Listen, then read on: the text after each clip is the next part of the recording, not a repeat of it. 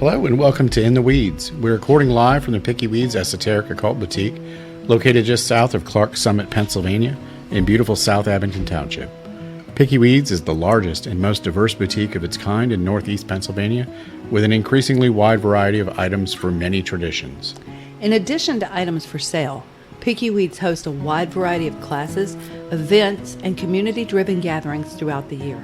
Picky Weeds is located at 105 Layton Road, South Abington Township, PA. Open Wednesday through Sunday, 12 p.m. to 8 p.m. More information can be found at www.pickyweeds.com. That's PICKEYWEEDZ.com, or on our social media channels on Facebook, Instagram, TikTok, and YouTube. In the Weeds is the official podcast for Picky Weeds, where we strive to bring the community together with topics of interest, guest speakers, and informative discussions to benefit the entire community. If you'd like to be a guest speaker, either live or remote call-in, please visit www.pickyweeds.com. Scroll down to the bottom of the page, find In the Weeds podcast guest application, click it, copy and paste the text into an email with your contact information, and send it to us at pickyweeds@gmail.com. Now let's get in the weeds. Good morning, everybody. John's bonging my microphone this morning. Welcome back. It's Season 3, Episode 2, and today we actually have somebody you can listen to other than the two of us bitching. It's H. Dean Fisher, and he's here with us this morning. How you doing, Dean? Good morning. Good morning. It's morning, and I'm awake, and I'm here. That's about the best you can do, right? Exactly. Oh, my God. I know that feeling. I think all of us are looking for our pillow. Yeah. So what are we going to talk about today, Dean? Well, I wanted to... I was here a couple weeks ago talking about the topic of how mythology influences politics. And thank you very much for allowing me to come on your podcast and continue this conversation. Yeah. So we're happy to. It's going to be a good conversation. If it's okay, before we start, can I advertise myself? Yes. Oh my God. Because I brought my latest novel with me. I write about mythology. I write stories that deal with mythology, either in the contemporary sense or actually in its historical context.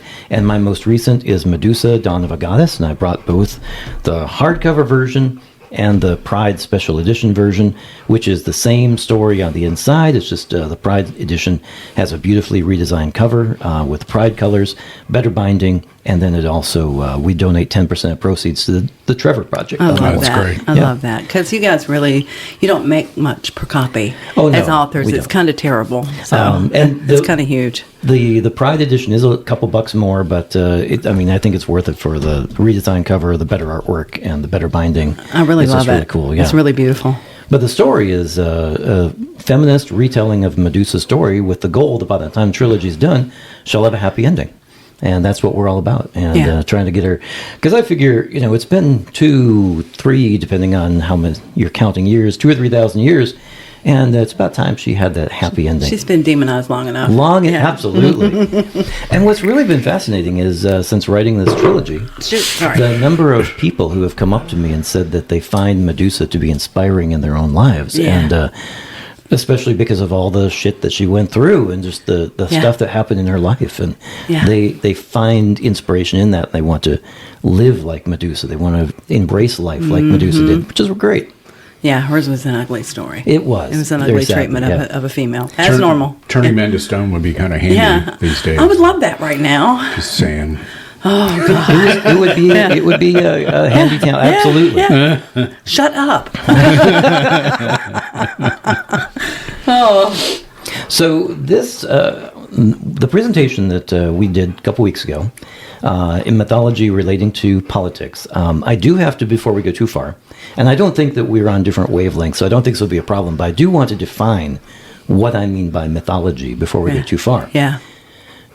Usually people think about mythology as those ancient beliefs, the stuff people believed 3,000, 4,000 years ago, even if it was, 500 years ago and no one believes anymore, that's mythology. People tend to conflate the word myth with fake. Yeah. And we do frequently use it that way. So you say something as, well, that's just a myth. And what you mean is it's fake. But that's not how I take mythology. Mythology The way that I approach it is that mythology is the sacred stories Yeah. upon which we base our attitudes, our values, our beliefs, and our behaviors. Absolutely. And when I say sacred, we usually put that in a religious context, but we can also mean that in a sort of quasi-historical context. And I'll get to that in a little bit. But I want to tell you 3 stories. Okay. If we can we start there? Sure. Yeah. Absolutely. Okay. I'm a storyteller. I write my novels. I tell my stories, and so I want to start with 3 stories of from mythology. And if you don't mind, as you're listening to this, when I get done telling each story, tell me what you learned from that story. Not from any other sources that you might know. If you, the first one is going to come from Christianity. So if you ever attended a Sunday school class, I don't want to know what you learned from that. What did you learn just from the telling of the story? So don't relate my VBS experience. Exactly. Yeah. No VBS. no memory verses. You got it. Okay. Look at you. Violent Bible school. Yeah, it's violent Bible school. Yeah. Okay. Each of these stories deals with the creation of humanity. Okay. So that's the thread running through all 3 of them. And this particular story, in the beginning, it was chaos. There was the void, and out of the void, God, who existed through all of time and space, says, there must be something here, and creates all of the earth, and puts a garden, a perfect garden, in the center of this earth, and creates all the animals that belong within this garden, and creates a man to tend the garden. And he's conferring with the man about everything that exists in there, and the man gets to name everything. And he names all of the animals. He names all the plants. And what's interesting about this creation is that as the man is seeing all of the animals file past, and as the man is naming all the plants, God comes to the realization that there is no one in all of Eden just for the man. Yeah. And so what God does is he puts the man to sleep. And while the man is sleeping, he removes a part of the man. He removes one of the ribs from the man, and he uses that rib to craft a partner for the man. He uses that rib to create a woman. And when he wakes up the man and says, look what I've made for you, and the man sees the woman, they know that they belong together. They know that they are 2 halves of the same. And they live in the garden for a number of years. The problem is that there was also, among all the animals, there was this one trickster animal that loved to play tricks on people. And there were a couple trees in the garden. One of those trees would allow people to, if they ate from it, to live forever. And God had told Adam, the man, and Eve, the woman, don't eat from this tree. And there was another tree in the garden that would allow the man and the woman to have all the knowledge that God had, okay, the knowledge of good and evil. And God had also told the man and the woman, Adam and Eve, don't eat from this tree. Well, the serpent, the trickster, comes to Eve one time and says, are you going to die if you eat this? And Eve says, no, that's not what's going to happen. And the trickster says, wasn't that what God said? And says, well, yeah, that's what God said. And trickster serpent says, well, go ahead and eat. So it does look good. And she does. And she gives some of the fruit to Adam, and Adam eats the fruit, and they realize that they're naked. And when God comes back to the garden, they hide from him. They're ashamed of their nakedness.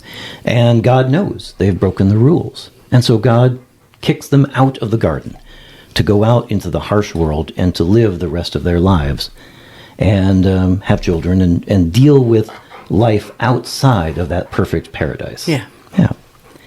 The creation of humans, creation of humanity, right? That foundational story that comes first in Christian Bible. So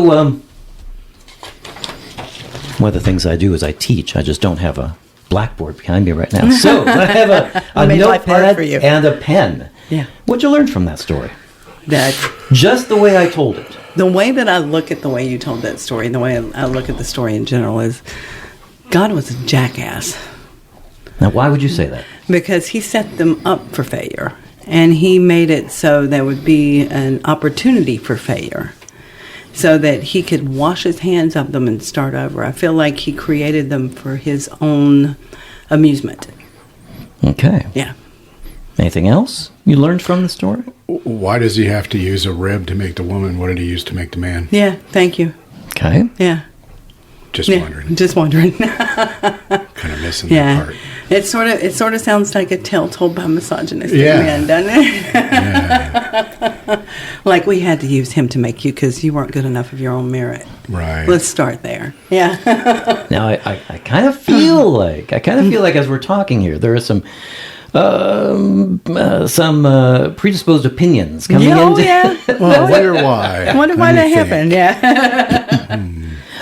Something I learned from the story as I listened to it, in terms of the state in which we find ourselves today, it's Eve's fault. Yeah.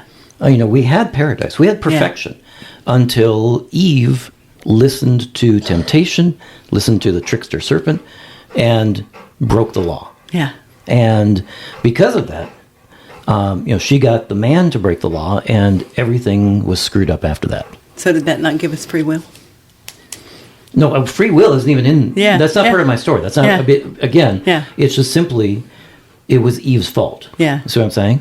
What were you Oh, saying yeah. about free will? Though, how do you get that from what I told you? So when she stepped apart from the law, she made the decision for herself. Mm-hmm. So that indicates that she had free will. Though there are free will, there are consequences. Right. And I think the story is one of control. And it's a power play by a misogynistic creator to say, yeah, sure, you got free will. Sure you do. But just go ahead and piss me off and see what happens. And why is the serpent labeled the trickster and not God? Yeah. Okay. Because he is. Because he's... Why the man being supplicant to Yeah. his instruction, and the woman actually having curiosity. Why is that the bad thing? And why in every other religion prior to this one was the serpent the symbol of wisdom. Hold. Yeah, yeah. You're getting beyond the story, aren't you? Yes, you I are. did. I went beyond the story. But it's true. Yeah. But just this story, Yeah. story, the foundation upon which it, there is that question about why was the serpent considered a trickster, but the idea of free will, yes, we have free will, but we also have, I forget which one of you said it, consequences to the free will. Okay, and so we have a lot of things that come up from this. It feels like humanity was set up for failure, right? But on the other hand, we have a God that created us, right? Again, just in that story, we have, we could call him a misogynist, but on the other hand, he created both men and women, Yeah. right? Yeah, he created one to be supplicant to the other, though. Yeah. And what's interesting is I didn't even get into, because That's nonsense. Yeah. this is taking strictly from a fundamentalist Christian perspective. Oh, I grew up in that. If Yeah. we were, Me if too. we were Well to, aware. if we were to jump into Judaism and bring Lilith into the story, Yeah. that brings an interesting twist to it. I'm not going to get into that very much, but basically, Lilith was created alongside Adam, Yeah. and they were equal, and Lilith would not be subservient to Adam, and for that she was kicked out. And then Eve was created, and so she would actually be Adam's second wife, is what she would be. But again, I'm not dealing with Judaism. The whole theme is to obey. Yeah. Exactly. Yeah. And for those of us Obedience. that have an issue with Obedience. obedience, Oh, we're terrible people, aren't we? under any circumstance, no matter what happens, you just obey. We're bad children. And if you don't obey, they're cast out of the garden. Yeah. That's All right. cool. I don't like fucking gardens anyway. What I find interesting in this I'm going to story... write that down, though. You must obey, or you get kicked. Again, that Yeah. consequences. Yeah. Yes, absolutely. I find it interesting, the chaos, because that's that's an ever-arching theme. I see the serpent Yeah. as a savior. Yeah, I do too. Yeah, He's full of shit. yeah. Do what you will. Yeah. Yeah, Again, though, we're looking at it from a Christian worldview, Christian perspective, right? Christian foundation. It was the serpent and the temptation that got them, that led to Kicked out be of the kicked out of garden. paradise. Yeah. Exactly. Yeah. And that's key to what's going on there. Okay. yeah. Disobey. Always just okay. All right. Let me tell you another story. Again, it starts off in chaos. Okay. And out of that chaos, out of that formless void of whirling mess, came a group of beings, and they fought amongst each other for a while. They were known as the Titans, and after a while of one generation leading to another generation, leading to a third generation, a group of them decided that they were going to take over, and there was a war that was fought. One group of them call themselves Olympians. The other group, the Titans, their fathers, their grandparents, right? And they had this war. They fought amongst each other. And the older generations, the fathers and mothers, the grandfathers and grandmothers, they lost the war. And the Olympians, the younger generation, they were the ones who took over. And they imprisoned many of the Titans. Some of them they allowed to live. If they were a little nicer, if they had maybe helped them out during the war, they would allow these Titans to live. One of those Titans who was allowed to live, his name was Prometheus. My favorite. Again, don't bring your preconceived notions in. Okay? Just listen to the story. Turn your brain off. I know. And Prometheus, after losing the war, he was a very creative man, a very brilliant man, Titan. And he was playing in the mud, right? And he was making something. You know how kids love to make things look like them. That's what Prometheus was doing, right? He wasn't a kid, but I mean, he was making something that looked like him. And he was forming out of the mud these little people.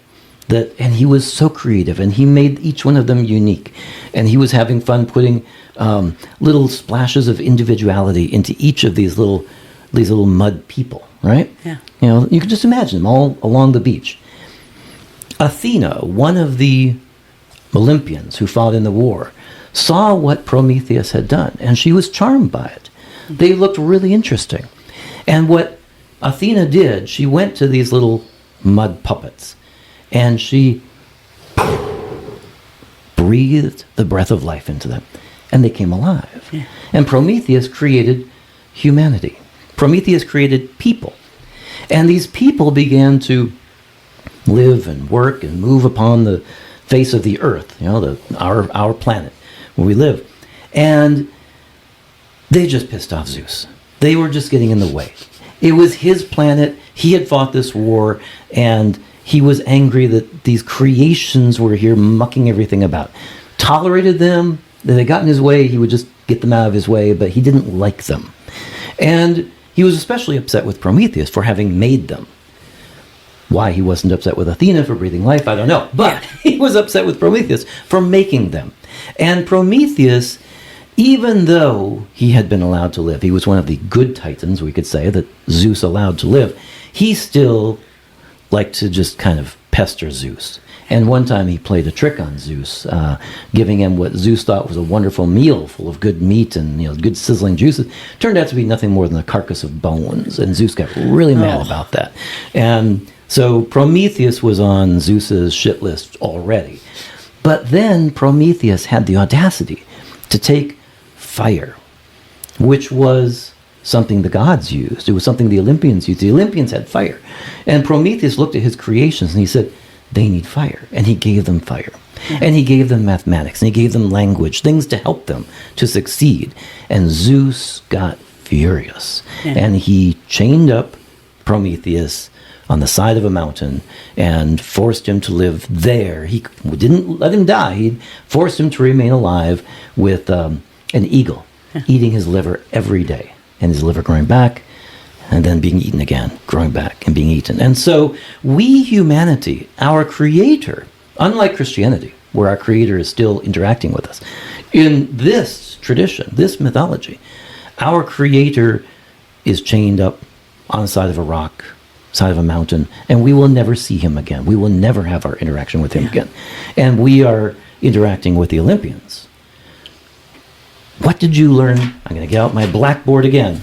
There's a quiz. There's a quiz. What did you learn just from that story? Again, don't bring any preconceived ideas, but from the telling of the myth, what did you learn? That humans cannot, well, humans down through time, I would say, or gods down through time, are much like humans and cannot abide one another and cannot get along and play nicely together and have to torture each other's creation and show jealousy and insecurity.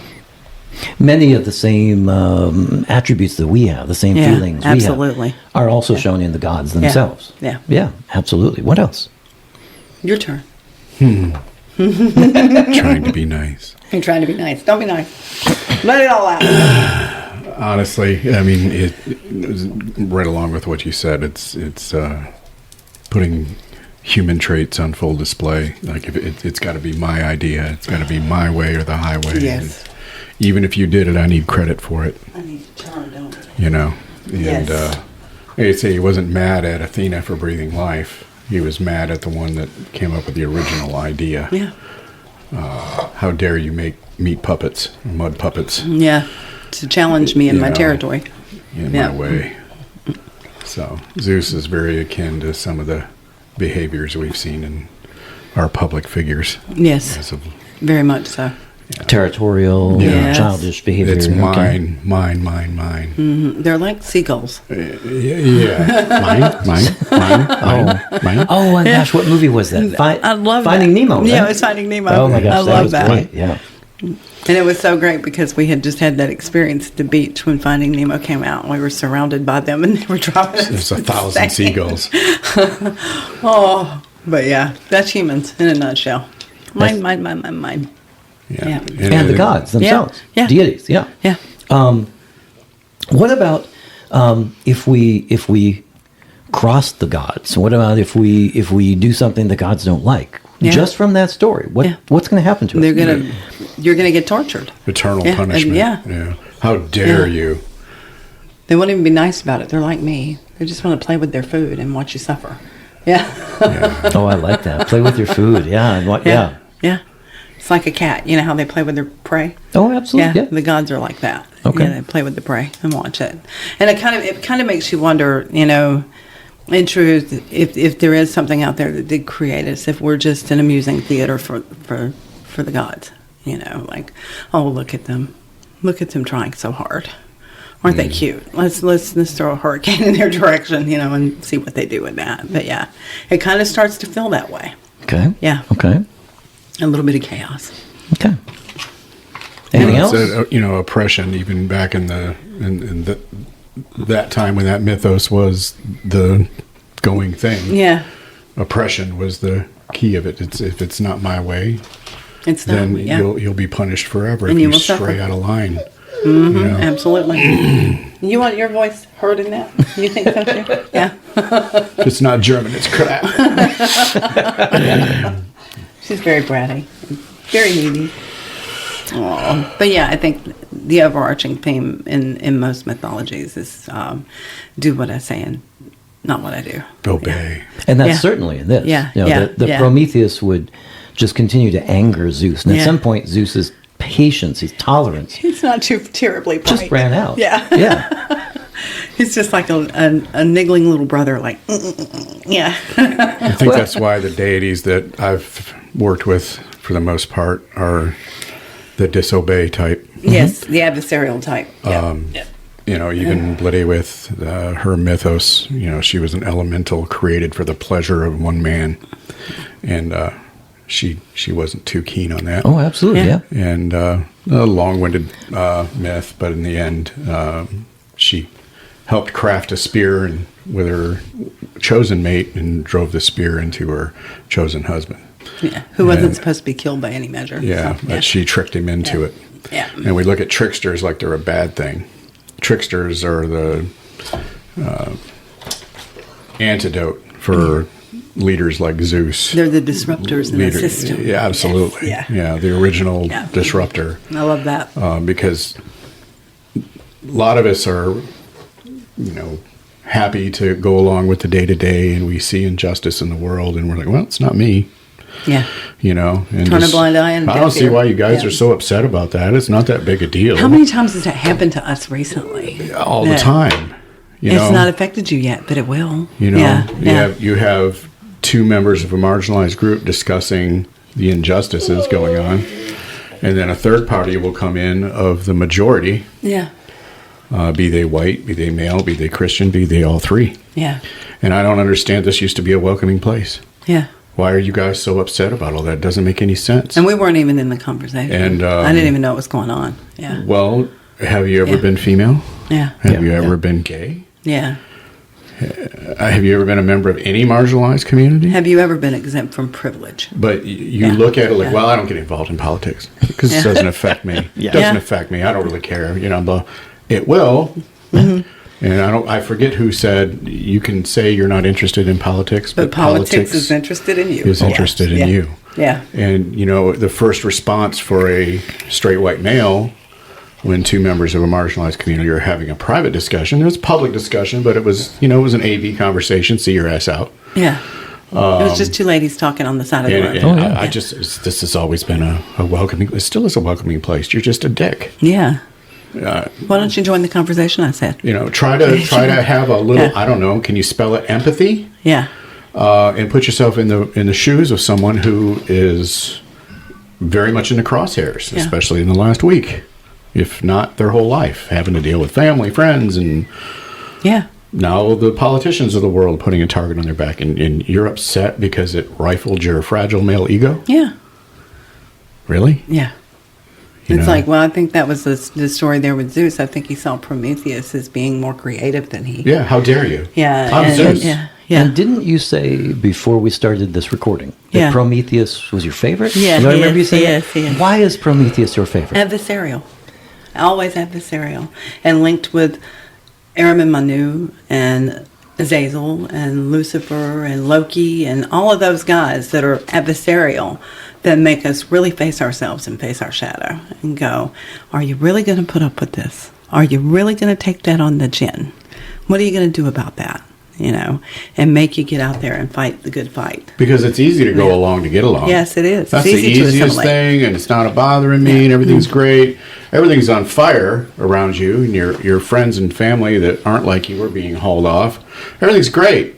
What's for dinner? Yeah. It's awesome. And it's because of that adversarial nature that Yes, okay. yes, you absolutely. need to have those tricksters. Disruptors, yes. And absolutely. I think they're the most important figures of both mythos as well as real life. If you don't have, like, all the conservatives that just discovered Rage Against the Machine. Oh, my God. Anti-establishment. Yeah. Well, when the establishment seeks to destroy its citizens, I'm anti-establishment too. Well, Tom, too, has, a PhD in philosophy and political science? Yeah. And he's just, and he's kind of laugh because it's just so ridiculous. But yeah.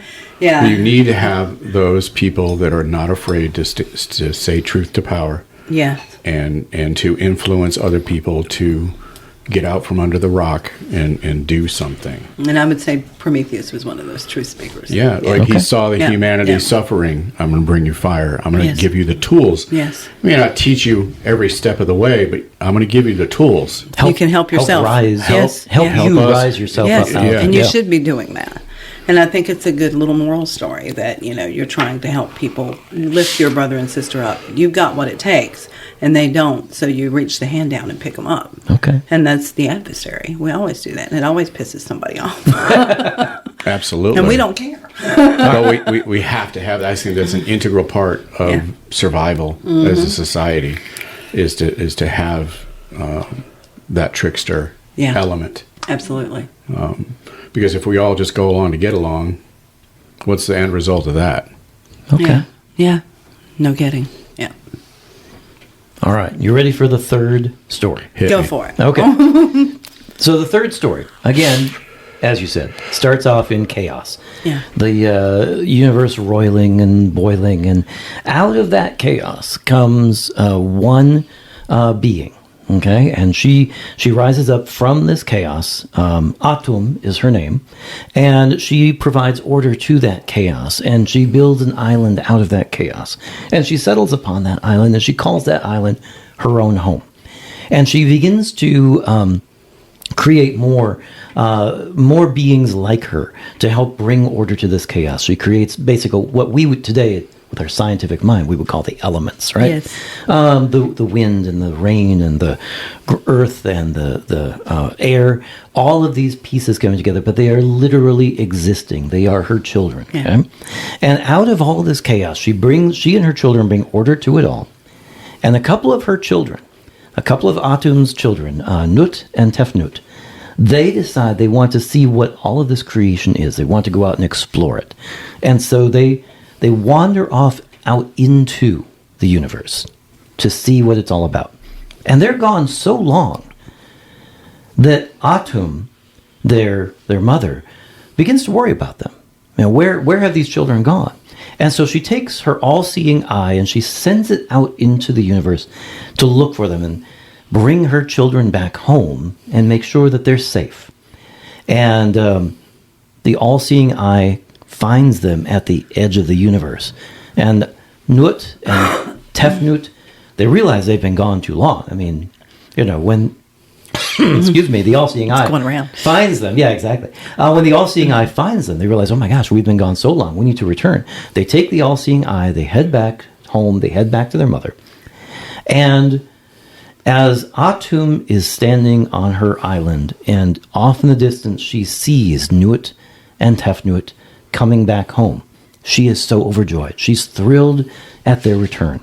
And she begins crying, but not sad tears. These are tears of joy. She begins crying these tears of joy, and they stream down her face, and they land down on the beach at her feet, and they grow up. And out of these tears of joy grow people. And suddenly the earth is filled with the people who are the tears of joy of Atum, seeing her children returning home. What do you learn about humanity from that story? That's beautiful. That they are the joy of the goddess. They are the joy of the land. And it's like a returning home for her.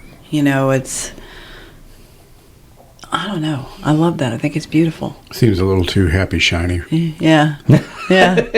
Are you the type of person who has to find the negative in there? Is that where you're... Told you I love the adversary. There is something missing in there, but yeah. Well, no. I mean, would you look around at your government right now and say that they're tears of joy? No. I'm just saying. It seems a little one-sided. Mm-hmm. Sure. But again, what do we learn from that story? What do we learn about humanity just from that? Because you're right, we don't get who are these people. Yeah. But we also don't get that from Prometheus. Yeah. We don't get who the people are from Prometheus. But I can buy mud people a lot better than I can buy happy, shiny tears people. Okay. Because a lot of people are just mud people. Yeah, they're just mud people. Okay. Yeah. Golems. Yeah. Pretty much. Doing the dirty work. I must of their obey. overlords, yeah. Yeah. But no, I get that though. Because that's like, it's a story of a mother's love. I get that part. Yeah. It just feels unfinished. Yeah. Like there's more to the story. You're like, what happens after that? Maybe Please Dean go is on, not Dean. sharing with us. Well, and continuing on, if we were to continue each of these stories, I mean, what I told from Christianity is really just the first couple chapters. Yeah.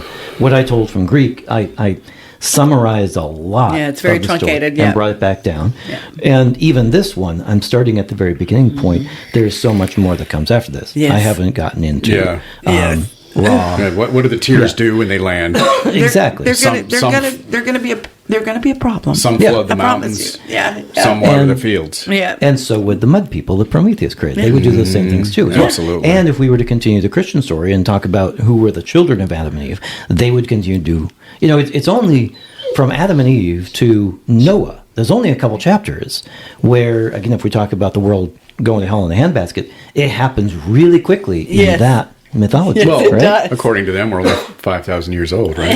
Never mind those pesky dinosaur bones. But that's how quickly that happens, Yeah. right? It's Yeah, funny. Stupidity? Yeah, Yeah. stupidity happens really quick. But what I love about that Egyptian story, and of the three, and this I frequently tell these three as a trio when I'm talking to people about mythology, I find that one to be the most affirming of who we are as people. Yeah. That we would be formed out of love. We would be formed not out of, as Christianity says, just kind of all of creation. Yeah. We were one piece of creation, not out of Greek, where yes, we had a loving creator, but he got punished because he loves us. Yeah. But this is a different type of story. This is actually coming from the love of a mother. Yeah. exactly. It's We are the- directly born out of that love. Yeah. It's the only one that doesn't have an overlying obey theme. Yeah. Like Yeah. you're just That's true. You're Yeah. just the result Yeah. of tears of joy. Yeah. And And she was just so make with happy it to what you see will. her kids were still well.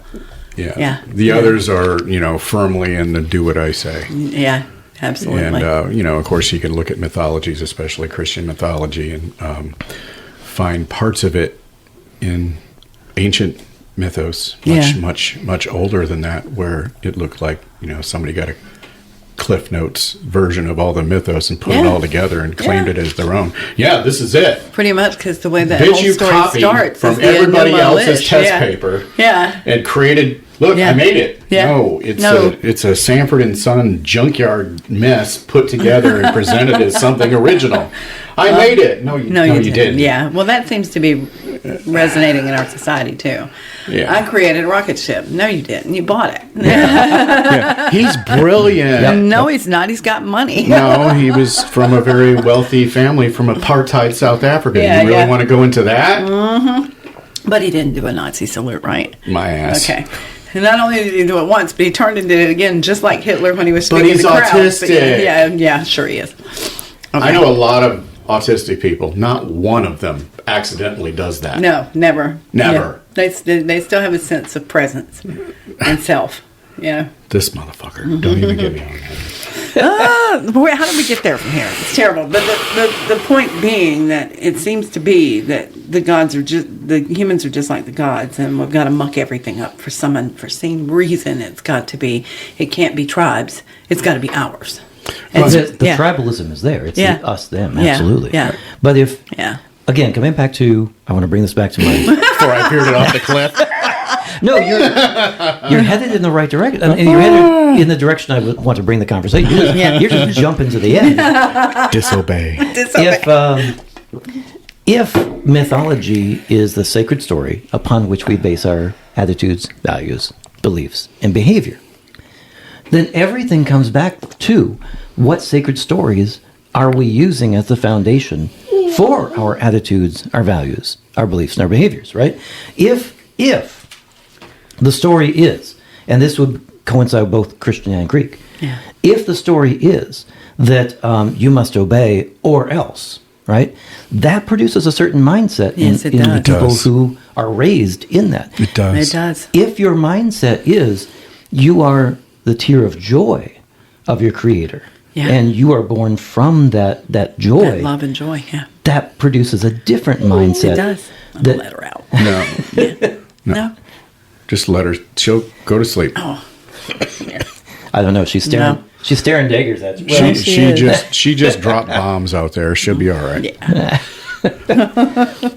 She's really cute. Yes. Coming around and She's very bratty. well, that's Yeah. a dog. We have a black lab, and she's very bratty Oh my too. God. Yeah, I exactly. had 2 chocolate labs. Yeah. They were insane. Yeah. Yeah. But we talk about these mythologies, and everyone is so sure of everything because of where they live and where they grew up and what their cultural or lack of They're very upbringing small was. town minded, yes. But when we think about mythos that do not have a creation myth, ancient Irish doesn't have a creation myth. Yeah. They have the history of the Fomorians, the Firbolg, and all of that kind of thing. That's a whole other podcast. It is strange. And, It's sort of they appeared on the scene. Yeah. But And again, what grows up from that? I keep coming back to that point because if that's the foundation, and I'll admit I don't know the stories you're talking about as well because there are so many mythologies of the world. I'm only researching some as I get Yeah. that. I think my point is that not everybody lives their life according to the mythos. We're taking it like, well, if that's your mythology, then that's what you based it. Some of us didn't. Except that, I would agree with you, except that it infills the society. And that's part of what goes on. And informs the society. Your societal absolutely. norms. Unfortunately. It's what Exactly. influences the societal Yeah. norms. The comment that you made earlier, when we were talking about don't go with your preconceived notions. Yeah. And I forget which one of you said it, don't go with VBS. Yeah. The fact that we can say something like, don't go with VBS, and all 3 of us in this room know exactly what we're talking about. Oh, yeah. When we say VBS. Yeah. We know it. We've lived it. Yep. Even if we haven't directly lived it, we've encountered it. We've we know suffered it. Yeah. It was forced is- upon us. Yeah. It is a part of society. Yeah, it is. And we Integral. may or may not, okay, the belief in the Garden of Eden, the belief in God creating Adam and Eve, the belief in Lilith, right? Yeah. Whether we have that belief is irrelevant to the fact that all of the United States knows that. Yeah. And that has seeped into everything. And their that is- politics is informed by it. Exactly. Yeah. And if we think about the the three predominant religions across the entire world. They're all based in the Abrahamic tradition. Abrahamic religions. Christianity, Judaism, and Islam. Yep. And they're all based upon that idea of obey or be punished. Yes. Yeah. To one extent or another, however that might be interpreted, right? Now, this is not to say, I'm using the Egyptian story with Atum as a contrast to the other two. That's not to say that the Egyptian pantheon is glowy, shiny, happy. No, that's not not at all. Yeah. But just as a foundation, just as a foundational myth of where did we all come from, it at least starts in a better place. Yes. Where the society goes from there is a whole different issue. So the hope can be that you can return to that place. You could. Because it gives you Right. that hope right at the outset. And yeah. that leads to, what am I saying with the influence of the mythology on the politics, influence of mythology upon the traditions, Yeah. the things that we hold to be true, to be sacred, to be special. Why do we still feel that the idea of a sacrifice for us is important? Yeah. If someone sacrifices their life for us, right?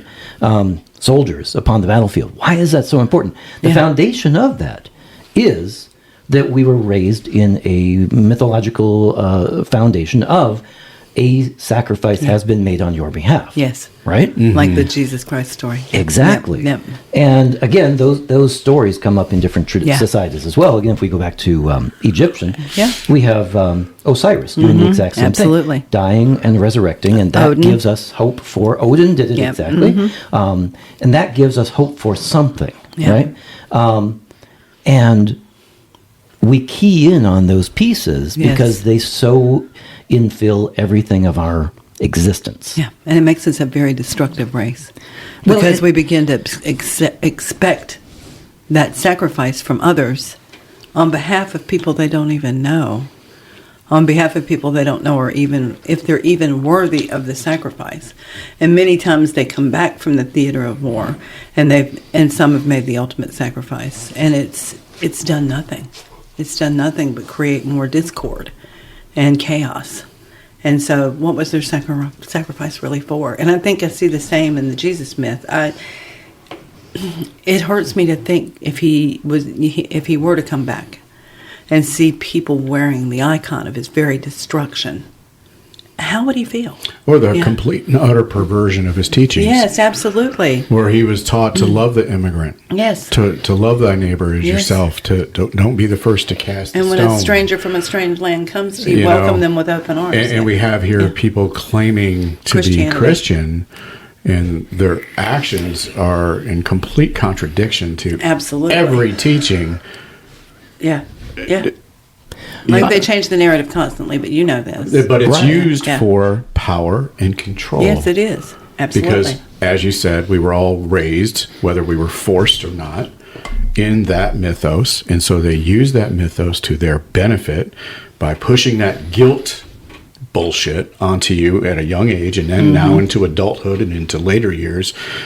You do it or else. And even though they perverted all the teachings, Yeah. they're doing the exact opposite of everything. And still threatening you with eternal damnation. But Yeah. now you're living in fear. Oh, well, I guess this is what Jesus is like now. Yeah. No. Jesus was cool as shit. They're always changing the narrative. You Like know. what is it? The runes that are being used as Nazi symbols now.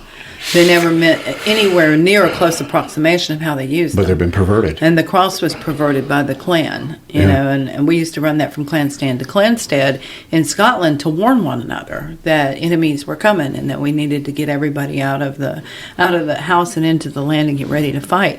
It was not about any of that. And then the cross goes way further back than Christianity. And we're talking about a crossroads and something that you're coming to in your life. It's a point in your lifeline, your timeline, where you're coming to an apex in the curve, and you've got to make a decision.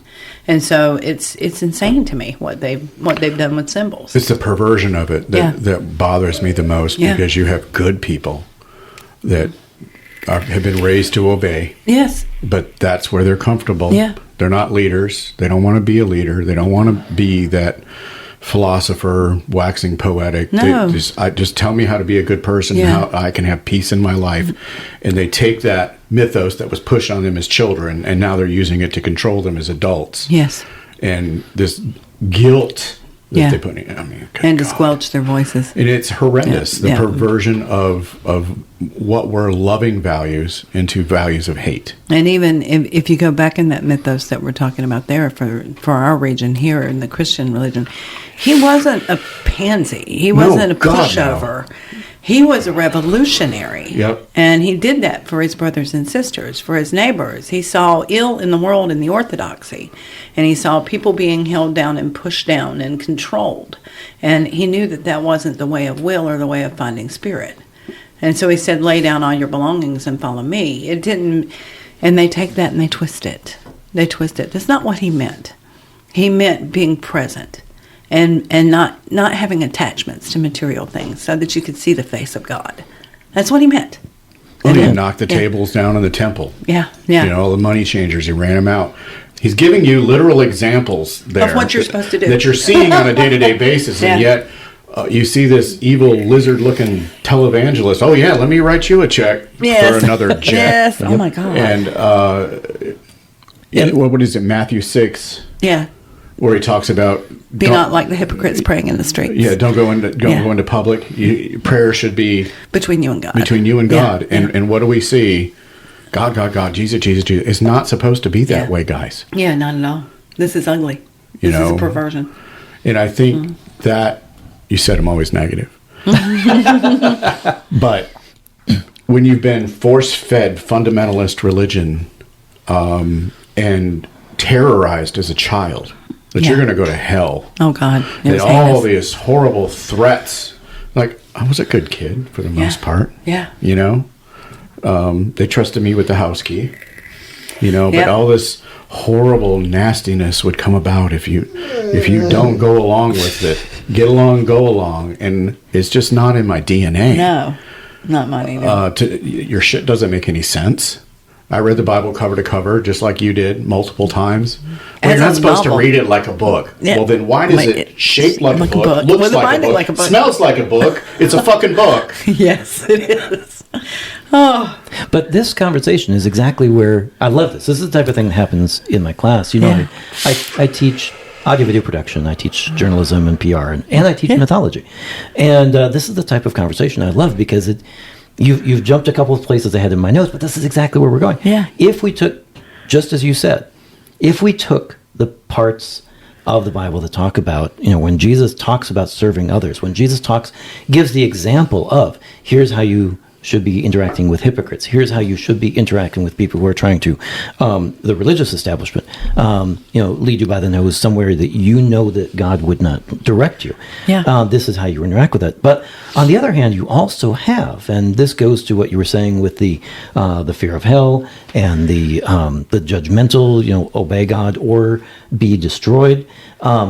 If the emphasis of the teachings, if the emphasis of the particular denomination you're a part of, if the emphasis of the particular church that you happen to attend is on not that, but upon Paul's letters or the people who wrote in Paul's name, who are talking about this is how Yeah. you should be running your church. This is again getting back to the creation story within Christianity of it's all women's fault that we are in this situation we're in. Yeah. And there you can find Bible passages that say, I don't allow women to speak in my churches. Yes. I don't allow women to do this. Women should never have an authority over a man. Yeah. And then if you go all the way, you mentioned that you'd read the Bible several times. If you go all the way to Revelation, and if the foundational mythologies upon which you're basing your attitudes, values, beliefs, and behaviors is on Revelation, and you are expectantly looking forward to, if you are eagerly looking forward to the destruction of everything around you. Yeah. If you look at what's around you and say, this is evil, and I can't wait for God to cleanse this world with fire and destroy it, then you're going to, if that's your foundational mythology, your attitude towards the world around you, your attitude towards the people around you, the values that you express, if you are, as Jesus said, serving others, you have a certain set of expectations, a certain action that you take. If you are, as is written in Revelation, expectant for the world to be destroyed, you're going to live your life differently. Yes. You're going to live your life trying to bring it about. Exactly. Yes. Yeah. Because the quicker we can destroy this world, the quicker we can bring Jesus back and finally make it to paradise. Our mythologies form the foundation of what we do, how we act, and it's not just an arbitrary belief. It's not just a my belief isn't hurting anyone. Why do you care? Yeah. It is it is hurting. Yeah. It impacts everything around us. Absolutely. That's very true. Yeah. And so, I love the conversation that developed out of this because it's exactly right. Where do you put your faith? Do you put your faith in service, in love, in knowing our own self-worth? Again, I find the story of Atum and the creation from our tears of joy as to be an inspiring story. Or is your foundation upon our God is chained to the side of a mountain and we must live in fear of? Yeah. We cannot disobey. Yeah. Yeah. Most of my pantheon is gods that give the middle finger to that kind of mythos. Yeah. And I hate to be the one to bear this news to you, but it does sort of come out in the way you speak and the attitude. There's hints. There's hints. I feel that coming from you in your get fucked mythos.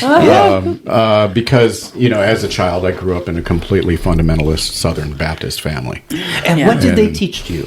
Obey. From what? What was the foundation? How did they say this is what's expected of you? What distorted views of the Bible and distorted views of Christianity and a very little actual biblical knowledge, even though several of them went to seminary. Yeah, because they wouldn't talk to you about it. That's the way it was with us, too. And when you ask questions, you would get physical violence. You get told you have to have faith. Because how dare you challenge? Yeah. How dare you challenge as a child? Yeah. The teachings that I'm bestowing upon you. When as a child, I spent most of my available time that wasn't co-opted by Christianity in the woods. Mm-hmm. And I spent much of it alone in the woods. And that's where I was most comfortable. Yeah. And incidentally, where I had first encounters with actual deity that spoke to me, not from on high, from my aunts or my uncles or whatever. Yeah.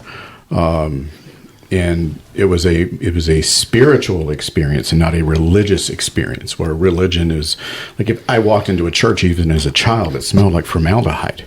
And for the longest time, I didn't know what that smell was. And it took, I think, working in an industrial job in Michigan, in Flint, and I smelled formaldehyde I'm like, what the fuck is that? That's formaldehyde. Oh my God, that's what churches smelled like my whole life. Yeah. And it was not being denigrating at all. Like, that's literally what it smelled like. It was literally what was preserving the pads on the church pews and the carpet on the floor. But that smell was so distinct. Yeah.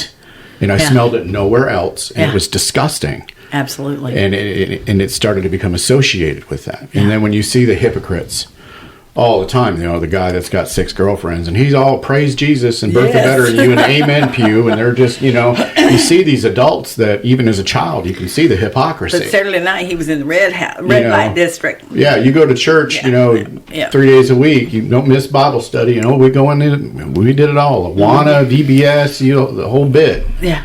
Went on church trips to amusement parks, and everything was like set to ingrain you. Ice cream socials. Yeah. What the hell was that? Lock-ins. Remember the lock-ins? The lock-ins, it was awful. And then they would play us. Have you ever seen the movie I Wish We'd All Been Ready? Probably. It's one of the 70s. The church movies. Based on the Larry Norman song. And the Rapture. Yeah, I hate that song. Yeah. It lives in my head. Yeah. It's like PTSD for me. Yeah. Yeah. I mean, for most of my 20s and 30s, I fucking hated them. Yes, it was hard to get to a point of fiber of my being. I hated them because of what they did to me as a child without my consent.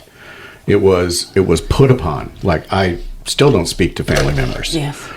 In my 30s, 40s, and now 50s, I've come to see the difference between fundamentalism and people that actually live a Christian ethos, whereas they care about the poor, they care about the meek and the mild, they want to lift up their brother and sister.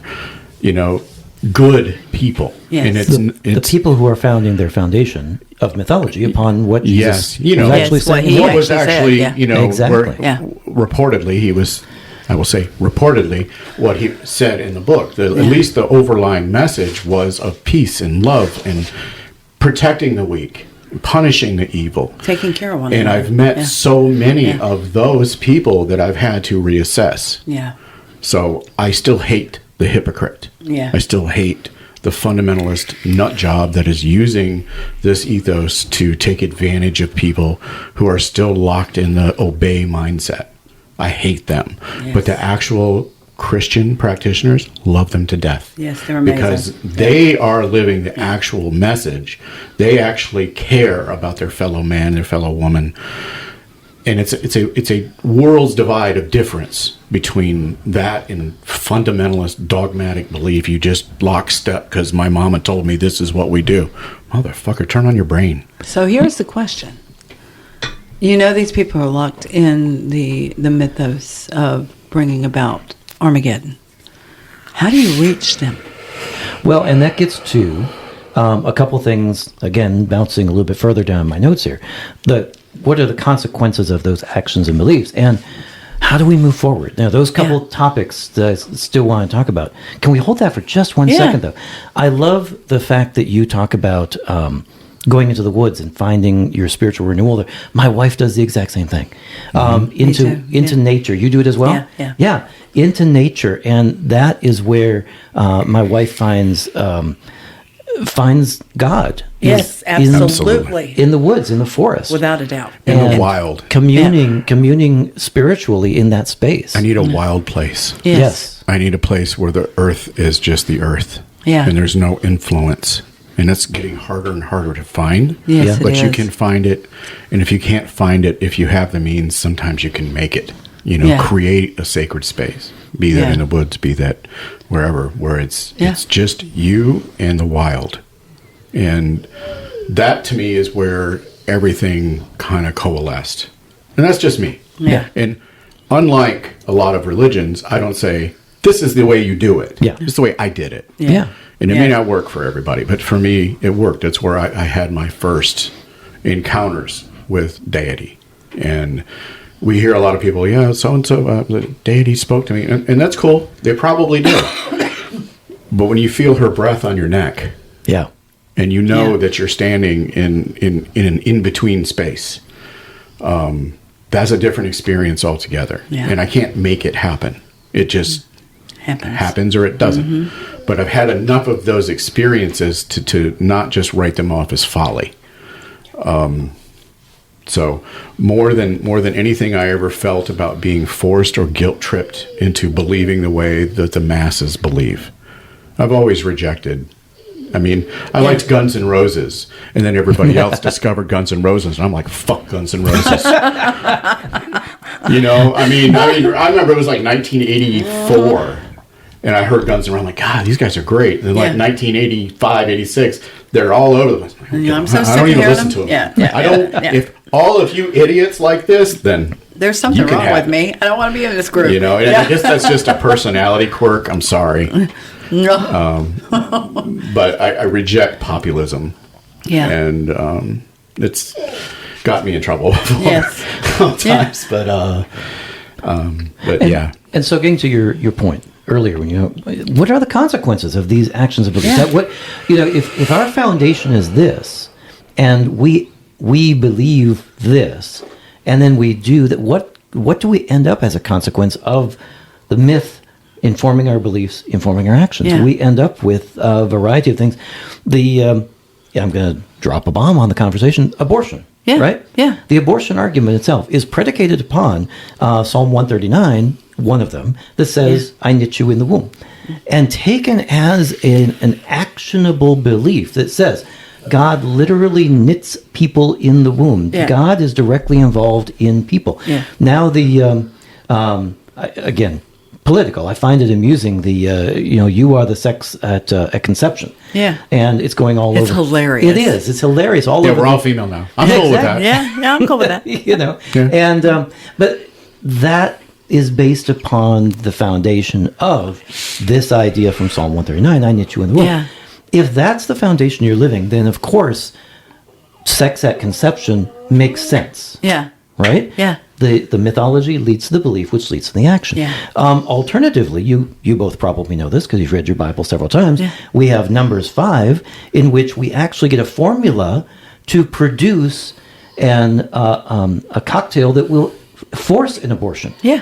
God is telling the priests how to do an abortion. Yes. And saying, here's what it is.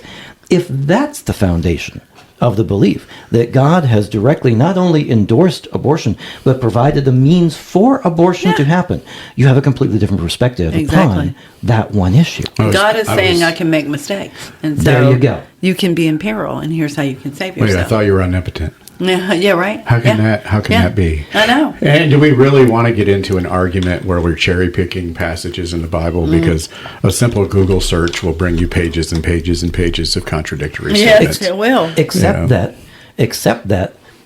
how do I say this?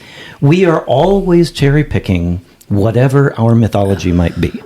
Yeah, We're always we cherry are. picking. Human nature. Absolutely. Yeah. Your comment to me when I told the Egyptian creation story, you said, I feel like there's something missing. Yeah. Absolutely there is. There's a whole lot of stuff. I mean, but you missing. presented it. This is the creation story. Exactly. So I presume, and I guess that's my failing, that if this is the creation story, it's the entire creation story. So, okay, we just have a goddess crying, and that's it. And that's how we form it. But, Okay. you're absolutely correct. There is a Going back to lot the woods. more. Yeah. There's a lot more to that story. Oh, yeah. And I am choosing not to tell the rest of it. Yeah.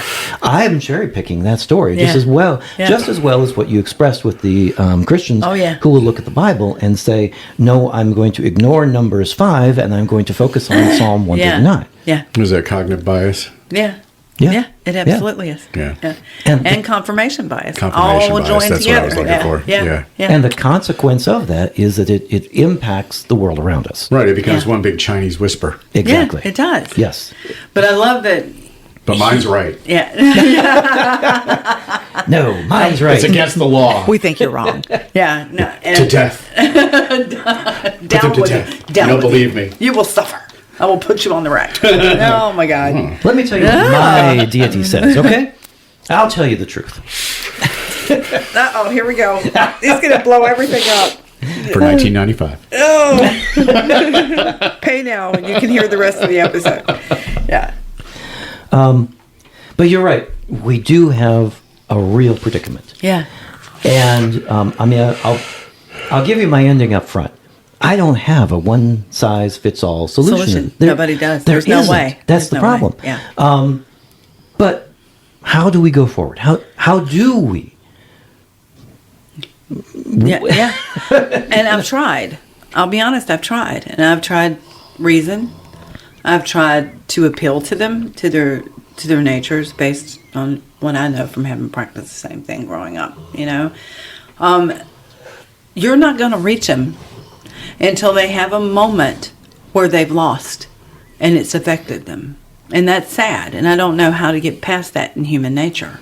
I would love to figure that out. But you're not going to reach another human that's not ready to hear it. No. And not ready to receive it. You're not going to reach them. And I listened to these people yesterday and I'm thinking, I used to argue just like that. Like I loved the argument. I loved to get into it and pin you down and circle the wagons and make sure you had no exit for your argument, you know, and that was my thing. I was in paralegal, so it was fun for me. And now it's just like it's such a waste of spirit to even deal with the argument. And I'm like, so I'm sitting there and I'm listening to them, and they keep trying to drag me in.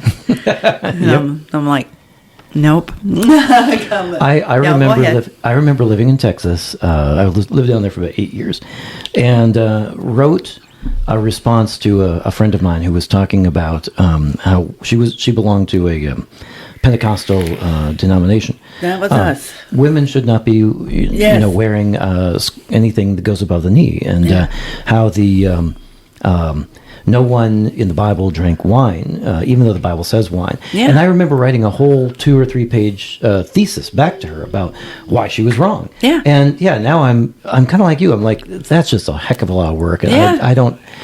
I don't have the energy for And that. she's not receiving it Once because you've done it so many times, it's she's operating under a logical fallacy known as appeal to authority. And you can't break that spell. And I don't Obey. know why that is. obey. Yeah. And appeal to authority, Yeah. obey, obedience, is exactly what we were talking about, really, with all three of them. I mean, I know I held up Yeah, the oh, God, Egyptian yeah. one but even the Egyptian one, Atum was requesting her children come home. Yeah. I mean, that's what She's she was. controlling them. She's controlling them, exactly. You have obedience baked into what these three stories are all about. Yes. And again, what's your foundation? Yeah. What's your foundational belief? What's your foundational mythology? How do you act upon what you were raised with, what you choose to believe?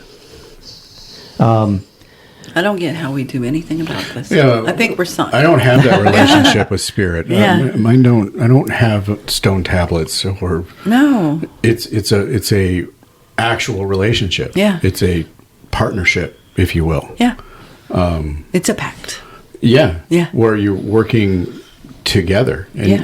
you don't go down on your knees begging for anything. No. My gods don't like that. No. They're disdainful of that It's activity. very similar to Prometheus, where here's the tools. Yeah. Go do it yourself now. Here, you Build got it. something. Yeah. And Prometheus is fascinating as from mythology, Greek mythology.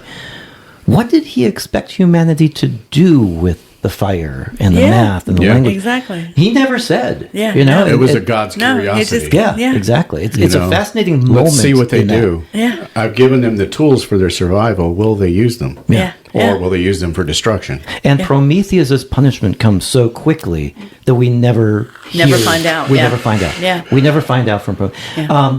Do you all play video games? Yes, I oh my this God, is yeah. I just This started. one, A little. this one has a Twitch feed. Okay, I just started replaying Do I play video? Phoenix Rising. Do you know that game? No. So Phoenix Rising, and I realize this is not exactly, but It it's, don't matter. it's Greek. It's Greek mythology, but it takes a very lighthearted approach. And the idea is that one of the Titans has come back, has escaped the prison, and has taken several of the deities hostage and transformed them into, for example, Aphrodite is transformed into a tree. And so this Titan has imprisoned the deities themselves, and you play as this character Phoenix, and it's your job to free the deities and defeat Titan. Yeah. And the humor of the game is great, but I think you would both enjoy it because it's framed around Zeus needs help to defeat Titan. He goes to Prometheus, chained up on the side of the mountain, and says, "Prometheus, can you help me?" And Prometheus is like, "Let me tell you a story." And that's the framework for the game. And it's, if you know Greek mythology, it's really hilariously funny, especially when the deities begin being freed and they start interacting with each other, because of course they're sniping at each other, and Bella, my goodness. The end of the world. To put this into context, the dog is lying on the floor, head on the paws, and just crying. Poor thing. And poor girl. Oh my God, we're so boring. Stupid. That is exactly what my black lab does at home. Yes, we are the most boring people in the world. Yes. We just sit on the couch and do nothing. And Yes. she's like, "What the heck?" What the hell is wrong with you humans? Yes. Get up. Play ball. Oh, she hates the laptop. Yes. She hates the cell phone. I call it the box. Daddy's got the box again. Mama's Yep. got the box. She's very upset. I guess one of the questions that I come back to, and the problem with this whole thing is it involves a lot of introspection. It involves us It indeed being does. willing to analyze ourselves. Yeah, and it's hard. And if we are unwilling, Yeah. especially if we believe we have all the answers, we're very unwilling to make that transition and say, let's take a mirror and look back. But I guess one of the questions would be, what is it that's guiding you? Are you being guided by, as you were saying earlier, are you being guided by the threat of hell for disobedience? Are you being Not at guided all. by? No, not you personally. I'm just, Yeah. Oh, I'm looking okay. at you. I'm looking at you Not at because all. you brought it up. Yeah. But is that your guiding principle? Are you Yeah. are you so worried that you will burn in hell that is framing all of your actions? Absolutely. Or are you concerned with love? Are you concerned with how to treat people equally, how to treat people with love, how to help and benefit. Being guided by joy. There you go. As opposed to being guided by all-consuming power. Yes. Yeah. And it's hellish. It's a hellscape out here because you see so many people suffering. And if they would just listen for 2 seconds, you could release them from that. You could release them from that holy But that's terror. the way that fundamentalist Christians feel when they go out witnessing. Yeah, I know. Yes. Because I know. in their It mind, is. That's why I don't witness. in their mind, they're saving you from damnation. All the sanctimony. And, you know, with our all the sanctimony. Baptist church used to have like pregame meetings before they went and knocked on innocent people's doors and bothered them about their nonsense. We would go haul people to the tent revival, like on the street with flyers and bullhorns and But what kind of validation do you need in order to bring strangers minding their own business to validate your fucking beliefs? How sure are you? How secure are you in your position? You know, whereas go look at Judaism. Yeah. They don't fucking want you. Yeah. Look at the Amish. They don't go out I don't want pandering door to door. Yeah. You know, go. You know, to be a practicing, well, it's a cultural thing, right? But there's a whole process. Yes. Right? That they've set up. Okay, so you really want to convert? Okay, here's the 12-step or 50-step or whatever many step program. Yes. To do so. You're going to convert. You don't just come to the tent revival and grab a snake or flop on the ground for a while. Yeah. You know, whereas there are some pagan religions that like to claim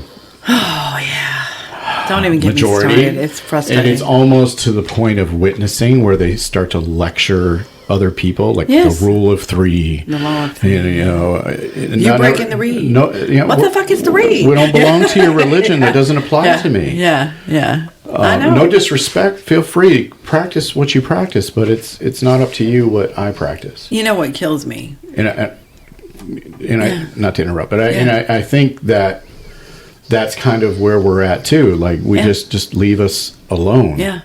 Go the hell away. Go to your corner. Do you want to learn something? I Yeah. don't really feel like talking about it. I wish I could make them see, though, and I say this a lot, but it seems to fall on deaf ears, that you are not a human having a spiritual experience. You are a spirit having a human experience. And it fucking sucks. And it falls upon you. I know, it's terrible. Why did I pick this Change timeline? this fucking channel. I don't like the way the season's working out. Yeah, but it falls on you to give that spirit the best experience he can possibly have. And here you are, holding everything back out of fucking fear. What the hell kind of experience is that? If we're going to have the best experience my spirit wants, it's going to break a few laws. Yeah, that's right. I'm sorry. It involves fire. Prometheus. Yeah. But not for marshmallows. No. Maybe For maybe marshmallows. It depends. Feathers. So you have directly experienced this practice of witnessing. Yes. Going Oh door to my door. God. Okay, so, I was evangelical. So witnessing, getting back to this idea of tribalism, us them, right? The function of witnessing is spoken to be bringing other people into the church. Yeah, into bringing the other fold. Yeah. Bring the sheep into the fold. Think like I think. How many times were you successful at that? I refuse to do it. Yeah. Oh, you never did? No, I You didn't. never- Yeah. They tried. Yeah. Okay, so They were mad at me for years. Yeah. the number of times that people, especially door to door, the number of times that you're successful in that type of endeavor is almost never. Like if we were to do percentages on that, it would probably be a minuscule percentage of time in which the function of that within the religion itself, this is not stated, by the way, is not to bring people into whatever the mythology might be. That's not the function. The function is to show that to the people doing the witnessing, look how bad the world is. Look how they reject the truth. Look at how badly they treat you. How many times was the door slammed in your face? Yeah. That is the persecution that so they can you be are the receiving. victim. Exactly. Yeah. And therefore, it just shows, it's a demonstration of how bad off they are. Yeah. Okay, now come back to us. Yeah. We have the truth. It's okay. Yeah. We will be going to heaven. It's a tribalistic us-them Oh, yeah. that's meant to be hell for the people going door to door to experience. Very true. That's what's meant to be. You see that not only in the door to door. One of you mentioned the Amish. Yeah. One of the things is to send their children out into the world.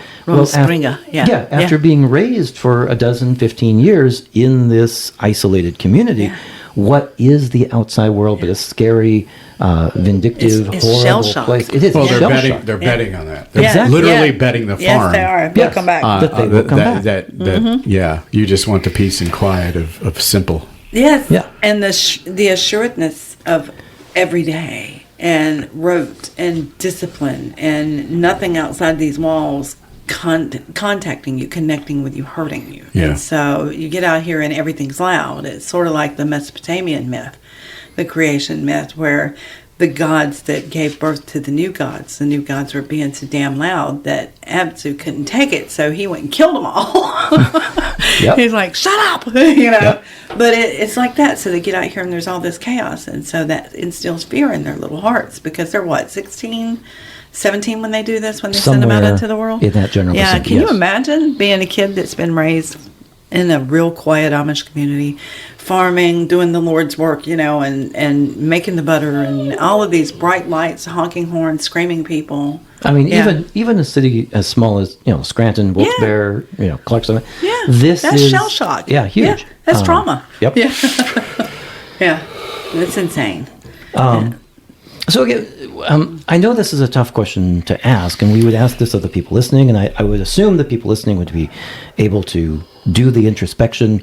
And sadly, a lot of the people that we might wish would do more introspection probably aren't listening. Yeah, they're to gonna tune us this right podcast. out. Yeah. But what is it that's guiding you? What take that mirror and look and say, what is your foundational mythology? Yeah. Even though I'm talking about the creation story, it doesn't have to be. It could be just as easily, like we talked before, it could just as easily be Numbers 5 about the abortion formula as Psalm 139 about the, I've knit you in your mother's womb. It can be whatever that foundation might be, but what is the foundation?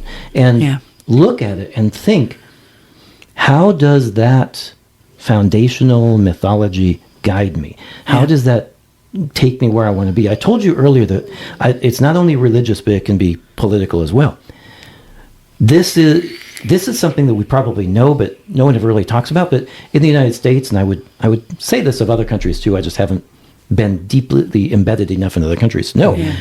We have foundational mythologies within our own country as well that we look to and say, if I just say the name George Washington, we have the father of the country. Exactly, father of the country, colonizer. Yeah. But if we talk about George Washington as a boy chopping down the cherry tree, you know that story? Yeah, yes. Yeah, and I cannot tell a lie. Yeah. There's so much wrapped up in who George Washington is. Now, did he ever chop down a cherry tree? It's all propaganda. Propaganda, yeah. It doesn't matter if he did or not. Yeah. Exactly. It's People believe irrelevant. it. Yeah. Maybe he did, maybe he didn't. But George Washington, who he was to us, as you said, the founder, the father of our country. Yeah. Right? That father figure upon whom we base As so the much. natives called the Great White Father. Yeah. And if he is your foundation, you have one perspective on the United States. Yeah. If someone like Andrew Jackson is I love that I got that reaction when I said his name. But if he's your foundation, then and I can't stand him. I mean, he was responsible for the Trail of Tears. Yes, I mean, absolutely, he was. Yeah, horrible. He was a genocidal maniac. Thank you. Thank you. Exactly. We said that to get James. And if he's your foundation, if he is who you base your citizenship on, and that's very Southern. Yes. Andrew Jackson and Robert E. Lee. Absolutely. Yeah. And if that's where you are wrapped up in what you believe, that political ideal can override what the religious might be doing. Yes. And again, as you said, we see that a lot. Yeah, we do. The veneration Disgusting. of the American flag, even over the cross. And no matter what we may feel about the cross itself, but the veneration of this over this other thing. And it just shows where people put their faith in. Yeah. The veneration of the office, too. Yeah. Because I remember as a child when Reagan got shot. And my mom was hated Reagan. Hardcore feminist. Yeah. I mean, ERA, I was reading now. Gloria Steinem when I was 7, because that's what the books were in the house. But like, she marched. She was vocal in 2 master's degrees, well educated, and to see her cry at fucking Reagan Being shot. because all I ever heard in my house, and my dad my dad was pretty foundational for me as far as like, oh yeah, church, no thanks. Yeah. You know, we did it for grandma, make her feel better. Yeah. But we didn't give a shit. It was always anti-Reagan. Reagan did this, Reagan did that. Stupid ass motherfucker, dumbass, this, that. But all I heard as a child was dumbass. Yeah. And then I came into her classroom, coming from my classroom, because she was a school teacher, and she was in tears because Reagan was shot. And I'm like, isn't that a good thing? Yeah. I mean, I was a tiny kid. Yeah. But I wasn't logical. Why are you crying over this monster? Because it's the president. Yeah. Yeah. It's the president of our country. They've attacked the office. They attacked the office, Yes. the sanctity of the office. And it took me a while to get that. I'm like, ah. And now turning on mainstream media now and seeing what we're seeing, what we've all been seeing, I feel kind of like her in the classroom. Yeah. Yeah. Yeah. Yeah. Yeah. The sanctity of the office is under attack. Yes, it is. And I don't give a shit what your political affiliation is. If you've got eyes and ears Yeah. and half a brain, it's under attack. Yeah. And I feel The very foundation of our nation is under like attack. Yeah. she did in that classroom 40 some years ago. I've said this several times to anyone who will let me ramble long enough. Ramble. Go. It's not it's not Republican Democrat No. that I'm upset with. No, It is Not it at is- all. It's up and down. Again, if I can get political, it's Trump and the fact that everything he does, everything that he holds as an ideal, everything about him as a person. Again, if we're talking about foundational, I was raised Christian. I was raised reading the Bible. I was raised with Jesus is the height of what you should aspire to be as a person, and love your neighbor, do unto others as you would have done to you, Yes, etc., etc., absolutely. etc. All of these foundational ideas, and I look at Trump and I think he doesn't care. He's not embodying them. He's actively working against them. Yes. He's the antithesis. He's, of that. exactly. And I've had discussions with people who are, I'll tell you, I'm currently a Democrat, but people who are Republican.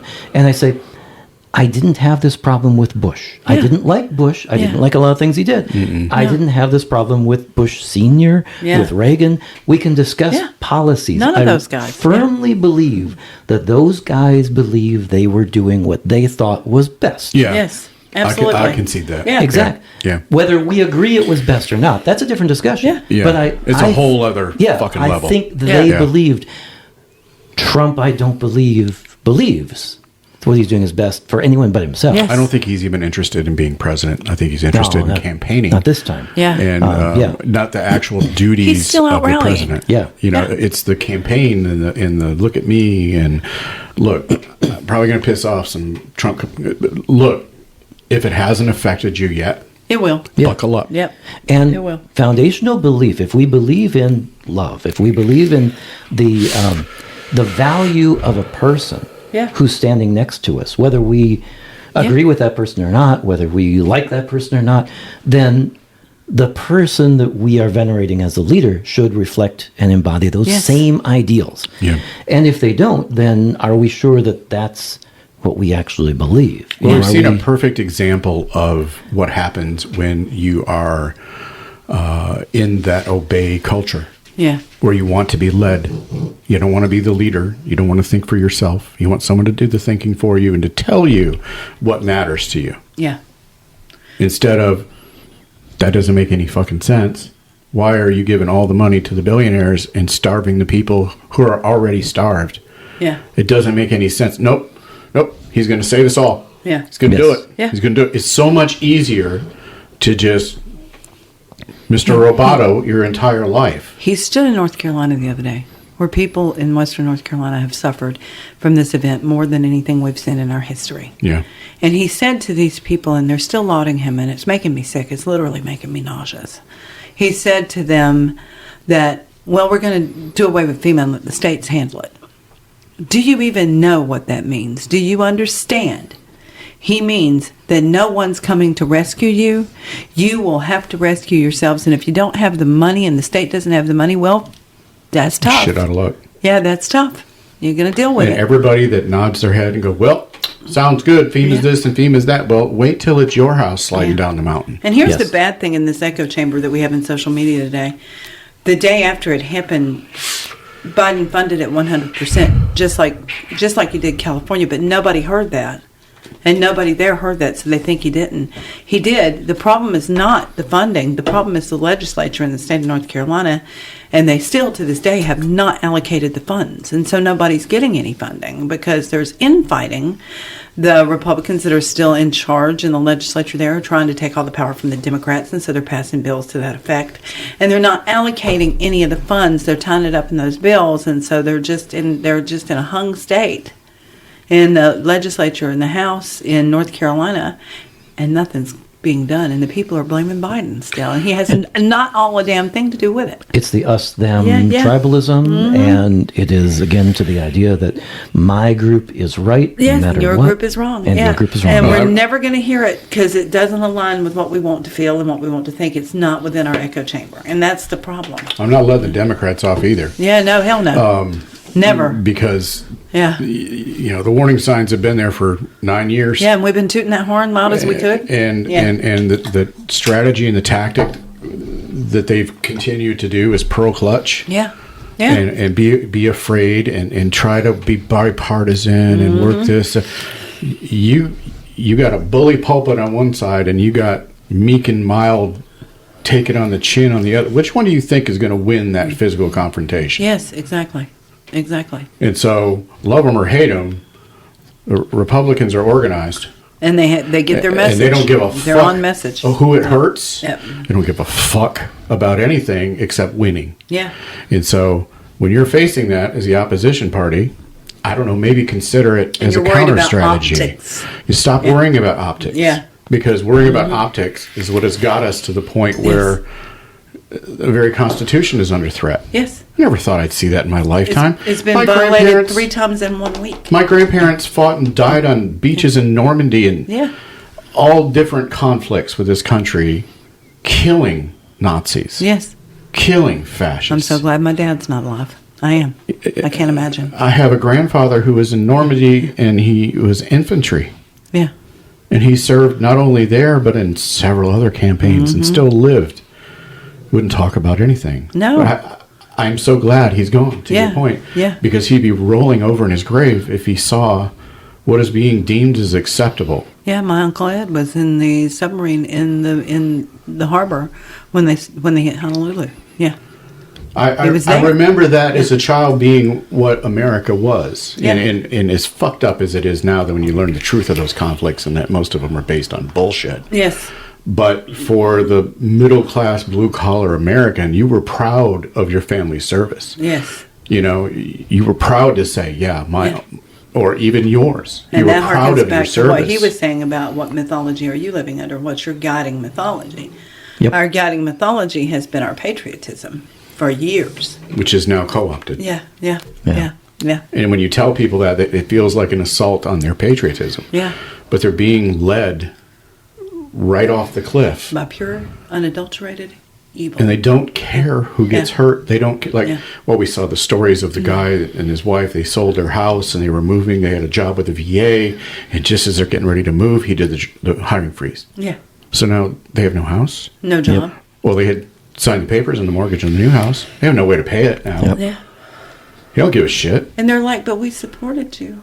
You know, You've got to help us. But this blind This faith. has to be an oversight, I think he said. It has to be an oversight. And I have seen, I don't know how many people that I normally would consider highly intelligent, learned people, especially in the esoteric arena. This was shocking. I consider them elders in every way, shape, or the form. Like, if I have a question, I ask them. Yeah. And then on the flip side, watch them regurgitate this propaganda, and they're so certain of their position Yeah. that anything else is just absolutely ridiculed as being, oh, you don't understand the depths of this, and you don't. Dude, I understand common sense, and when you're taxing the poor again to pay for another yacht for the 1%, that's not right. Yeah. You know, when you're stripping civil rights from people, when you're stripping women's rights, what are you How can you possibly justify that?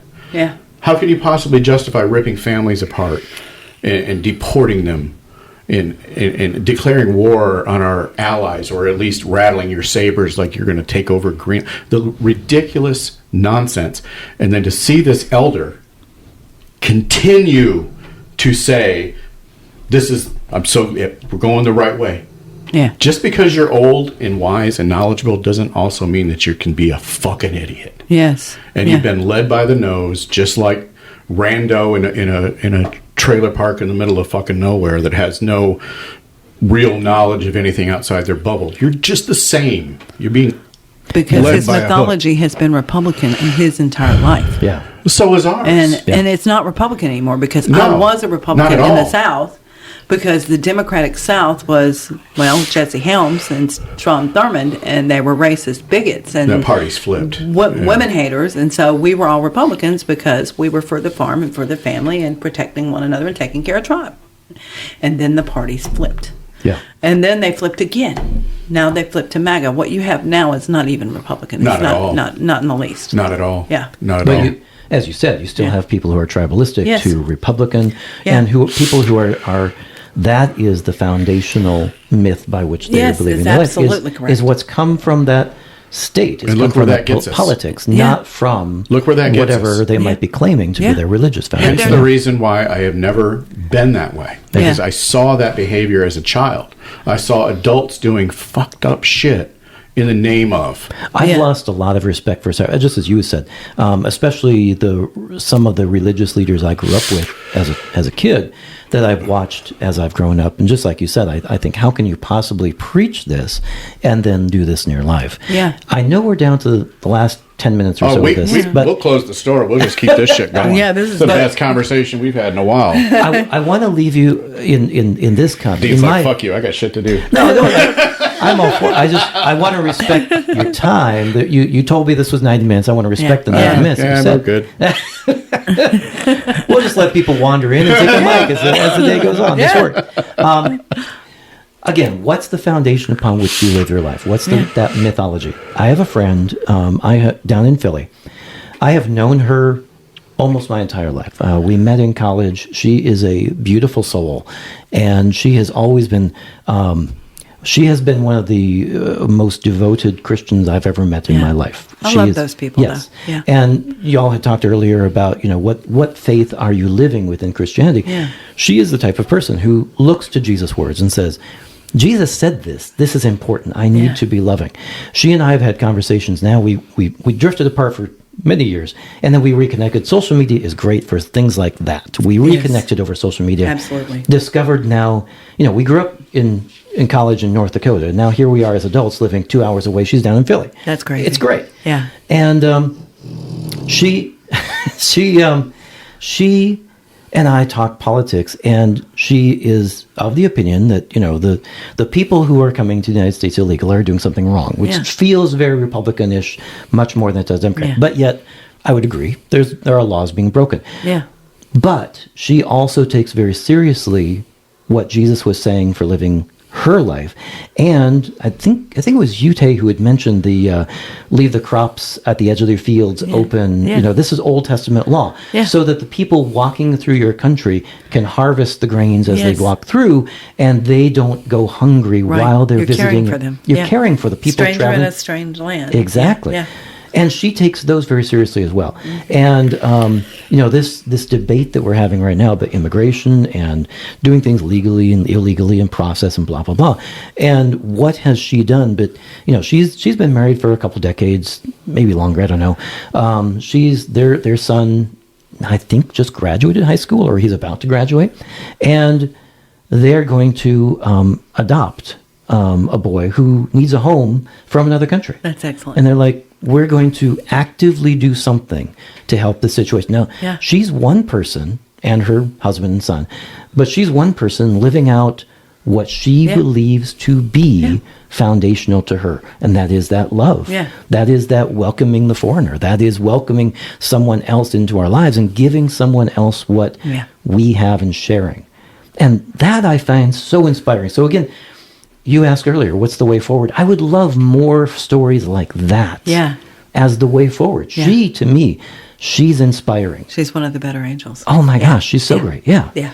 And I blanket sweeping change the country. I can't think of anything not that would gonna make that happen. happen. Yeah. But stories like hers have to come out. They We have to come. promote them. We've more. even theorized that, because we're all frustrated, right, with the Democratic or independent or even the libertarian side seemingly not doing anything to stop this train Yes. going off the cliff. Yeah.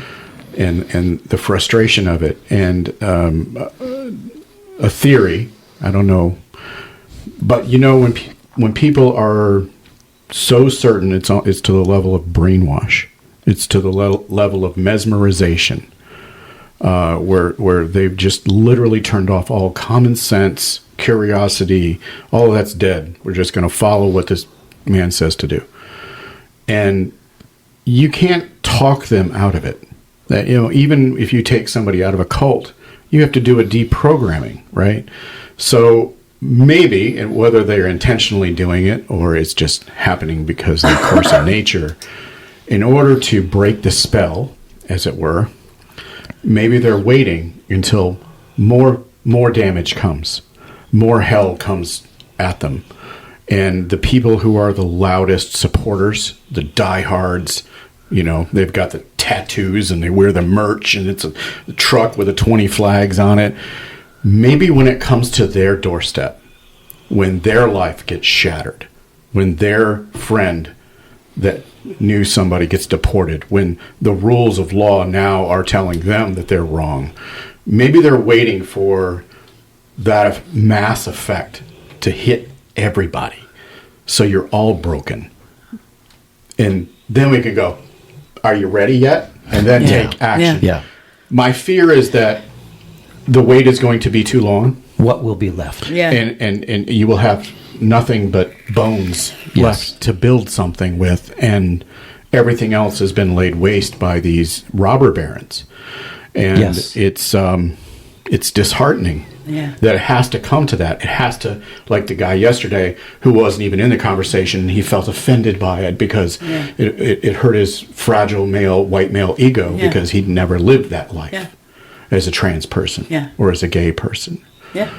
So it doesn't make any sense why you're so upset. I'm fine. Yeah. Yeah. But it has to affect them. And we have, you've seen the Baphomet. Yes. You remember the words that are on the forearms of the Baphomet? I'm sorry, I do not. Salve coagula. So, alchemical term.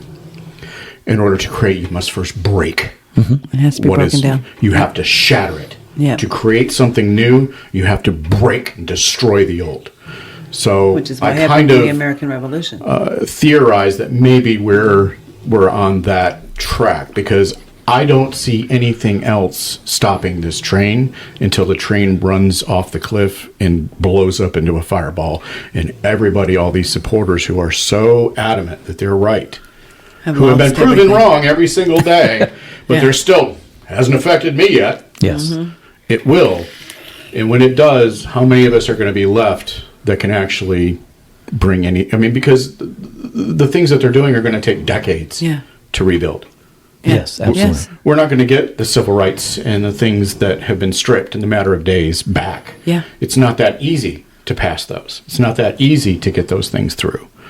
So, You know what? I'm rereading the Dune series right now. Have you read that? Yeah, I read that ages ago. Yeah. And I hate the shows. They're terrible. well, I thought the movies did a decent job of getting the idea. But Frank Herbert's whole premise is that the Messiah is bad. The Messiah is evil to the freedom of society. And what you're describing is the fourth book in the series, God Emperor of Dune, when one of Paul, if you've seen the movie, of course, Paul Atreides, one of Paul's children lives for 4,000 years and imposes that rule and says, you want a Messiah?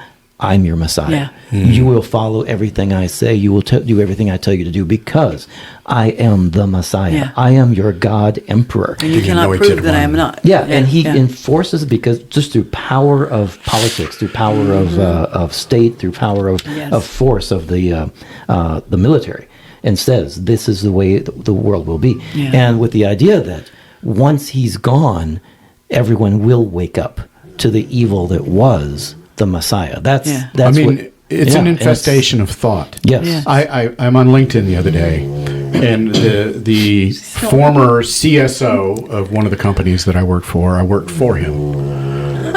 Bella completely agrees, but he was making commentary on the bishop in the cathedral. Yes. Asking for mercy. We hadn't even talked about her. She was love. so brave. Yes. And he was absolutely. This is a person in a very elevated position in the business world. Yeah. One that I didn't know him all that well because he was one of those on high people. But I looked to him as, well, that's you've reached the pinnacle of the industry. You're the chief security officer of a major Fortune 500 company. That's pretty impressive for anybody to reach that, right? And I used to think he was smart and intelligent and strategic and brilliant and insightful. And I saw him utter this absolute propagandic hate piece on this bishop who was preaching nothing but love and mercy. Yes. Yes. She's preaching. She's actually speaking Jesus' the words. exact words from Jesus. Well, she needs to be thrown out. She needs to be, da, da, da. I'm like, and you're a chief security officer with 40 years of experience who I look to up until now as someone that had intelligence. And what is the foundational mythology of that person, right? That's what if we're looking at this, we'd have to ask, what are they looking at? Are they, is that person, is he so wrapped up in republicanism? They were is. attacking It's dear politics. leader. Yeah, exactly. Made dear leader feel bad. Yeah, hurt his feelers. And no matter what he might say about, I'm assuming he would espouse Christianity because the United States is majority Christian. Yeah. If he would espouse Christianity, he's obviously not saying that Jesus' words are primary to the way he lives his life. He's an Old Testament Christian. Yeah. Or even a apocryphal Christian. Yeah, an apocryphal, exactly, Christian. Yeah. That would be. And to the point that, as you said, maybe the leader, the obedience, the state has co-opted whatever the religion But you see might it be. rampant in the business world. You see it rampant in law enforcement. I was in the law enforcement world for decades. Yeah. It's rampant. Yeah. And it's because in law enforcement you get an us versus them mentality early on. Yes. And it's almost ingrained in you. Yeah. Like if you want to survive, it needs to be an us versus them mentality, which defeats the entire purpose of a constable to begin with. Yes. It's never supposed to be that way. No. They weren't supposed to be slave catchers. Yes. But that's how they were utilized in this country. Supposed to be public servants. And that whole mentality. And so when I have the pleasure of meeting a police officer who actually is a constable, it is a pleasure. Yes. As opposed to Absolutely. MEAL Team 6 dressed up in tactical gear in the fear of the public. Yes. Police officers used to, when I worked, we did foot patrol. We knew every business leader, business owner by name. And most of the community. And we knew everybody. Yeah. Knew everybody. And people waved at you. They didn't flip you off. Yeah. And it was because of the way that we did policing. It was for the community, for the protection of the community. And if you want to look at Christian values, it exemplified that. You're protecting the people that can't protect themselves. Yes. Yes. When you get in trouble and you're in fear, who do you call? You call the police to come. Yes. Now, I don't know if that's the case. Depending on your pigment or your orientation, do you need to take that in consideration before you call for help? Yeah. And for people to have the empathy to understand that, especially if I'm a straight white male, I don't know what it's like to be gay, but I can look and see and hear and listen what they go through every day and have empathy for that. Yes. And then that affects my thinking. I don't expect them to have the same experience that I have. Yeah. And we have to get beyond that. We have to get beyond the me. And if you claim to be Christian, then God damn it, Be a Christian. follow the values. Yeah. And if you look at what you've elected, Be Christ-like.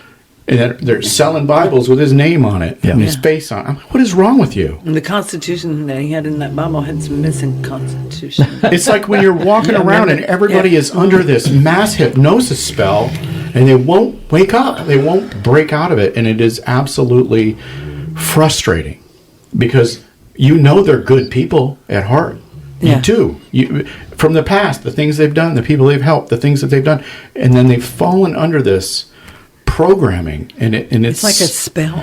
It is a spell. Yeah. And I think that the only way that this spell is going to break, and why they're sitting there clutching their pearls and waiting, is for the train to blow up. Yeah. Like, nobody cares until it. Look at Dick Cheney. Yeah. Didn't give a shit care about until his kid was LGBTQ. gay. Oh, his kid's gay. Now he's an advocate. Yeah. You know, you look at people whose kid was killed by such and such. Now they're an advocate against this. You know, it takes that event for them to go, oh, I should have had empathy for that. Yeah. Why does it take that? Which I find sad. I find so many. I'm a feminist. I believe in equality. I believe that men and women should be brought up together. Absolutely. I commend the men that I hear about who say, now that I have a daughter, I understand. Yeah. But on the other hand, I get really aggravated because I think, why didn't you have it before? Why did it take you Why did having it a take- daughter Yeah. to get that? Exactly. And it's Yeah. just like your friend. Why does it take Jesus' teaching so that she follows that? Why don't you already know that's wrong, that's right? You're doing the right thing by society. Why do you need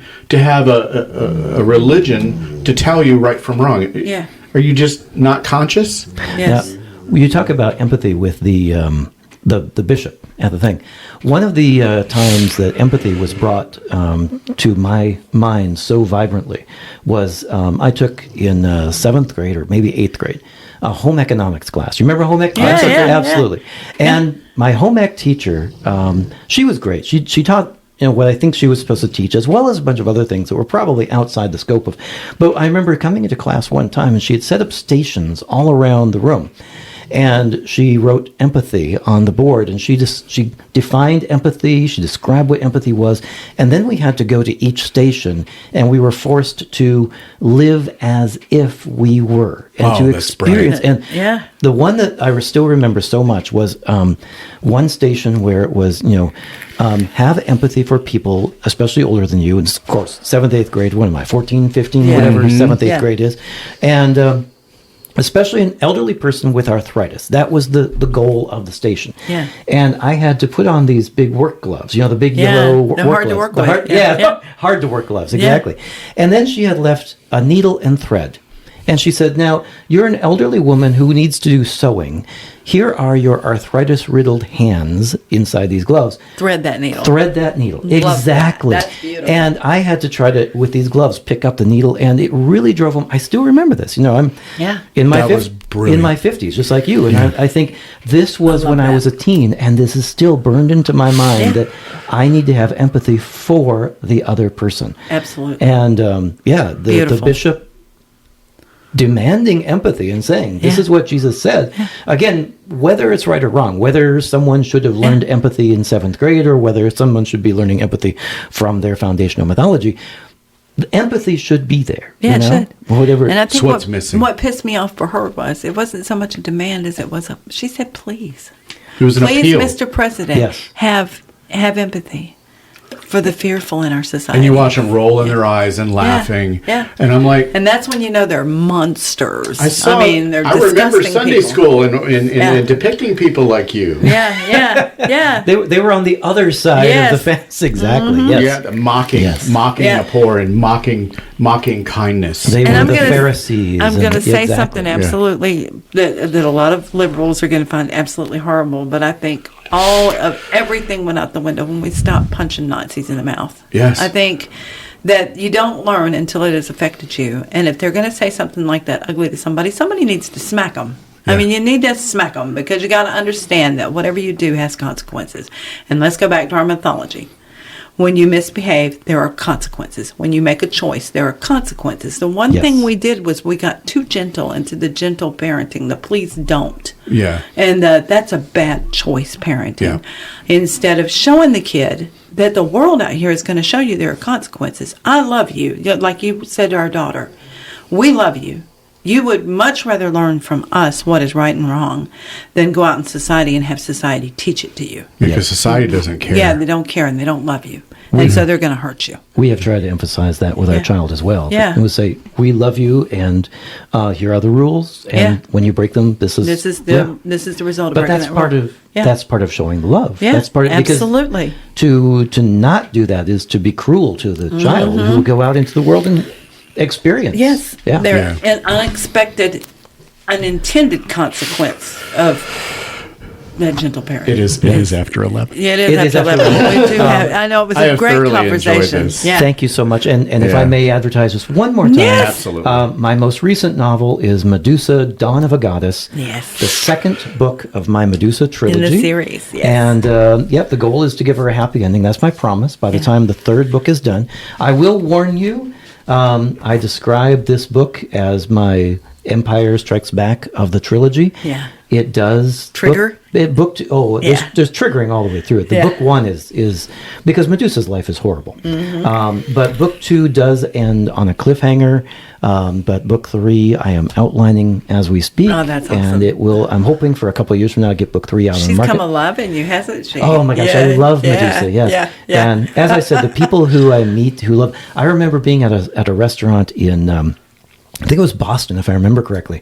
And of course, my wife and my child laugh at me because I'm always handing out business cards. And the server who came to the table, we were talking about my books, of course.